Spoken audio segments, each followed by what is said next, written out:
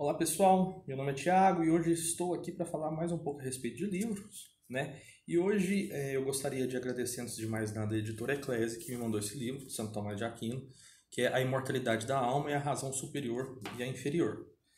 Ah, Esse livro é bem interessante para quem gosta de estudar filosofia, em especial a filosofia do período da escolástica, ainda mais porque Santo Tomás de Aquino é o doutor comum da igreja, né? Então, ele, dentro da teologia, ele é o autor mais relevante que nós temos.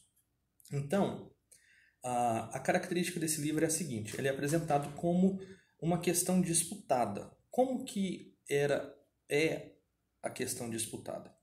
Então, coloca-se uma hipótese que é contrária a respeito daquilo que o autor pensa. Ou seja, sobre a imortalidade da alma, então ele começa assim: parece que não é imortal. Então, ou seja, ele defenderá na solução da questão que a alma é imortal. Então ele põe um parecer contrário ao dele, ele expõe os argumentos contrários para falar que a alma não é imortal. Geralmente ele vem com sede contra, que são opiniões que já vão ajudar a refutar a primeira opinião, ou seja, que a alma na verdade ela é imortal. E depois ele apresenta a solução, ou seja, a palavra final, o argumento cabal, e ele vem respondendo todas as outras objeções à imortalidade da alma. O que é interessante desse livro da Eclésia, tem aspectos bem interessantes, eu gostaria de salientar dois. Primeiro, Santo Tomás de Aquino é um autor extremamente complexo de se ler. Então, na introdução do livro, aqueles que prepararam essa edição tiveram o cuidado de resumir os argumentos.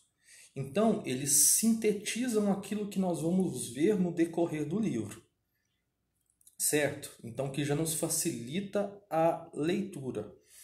E outra questão bastante interessante é que quando as questões disputadas são tratadas por Santo Tomás, por exemplo, na Suma Teológica, diferentemente da Suma Teológica, nesse aspecto a respeito da imortalidade da alma, razão superior e inferior, Santo Tomás, por ser um opúsculo específico sobre esse assunto, ele é mais profundo, ele é mais prolixo. Ou seja, na Suma Teológica nós temos 3 objeções que falam que a alma não é imortal, um sede contra, ou seja, um argumento que já refuta essas 3 objeções à imortalidade da alma, e aí vem a solução. Aqui nesse livro, na verdade, são apresentados 5 argumentos centrais a favor da imortalidade da alma.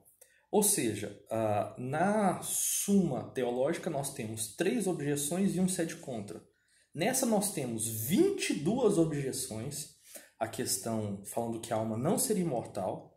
Nós temos 4 sede contras e nós temos 5 argumentos centrais apresentados por Santo Tomás de Aquino em relação à imortalidade da alma.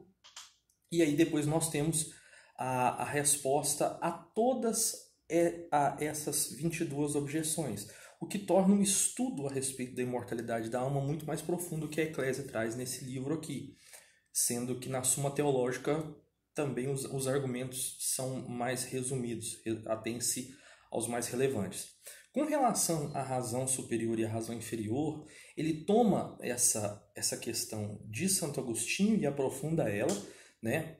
E aí, basicamente, a razão superior do homem pende para as questões eternas e a razão inferior tende para as coisas naturais. Eu gostaria de ler um trecho aqui bastante interessante aqui, que fala a respeito disso.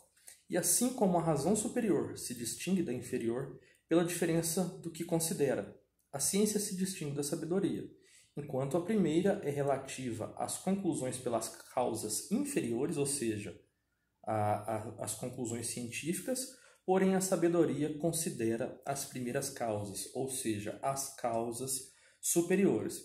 Então, o que nós vamos encontrar aqui são esses 2 assuntos, imortalidade da alma, razão superior, junto com a razão inferior, e tratando-se de uma questão disputada, explorada de modo mais profundo que aquilo que a gente encontra na Suma Teológica. muito interessante para quem quer se aprofundar, não só na filosofia medieval, mas aqui especificamente a respeito desses assuntos. Espero que eu tenha ajudado. Um abraço e até o próximo vídeo.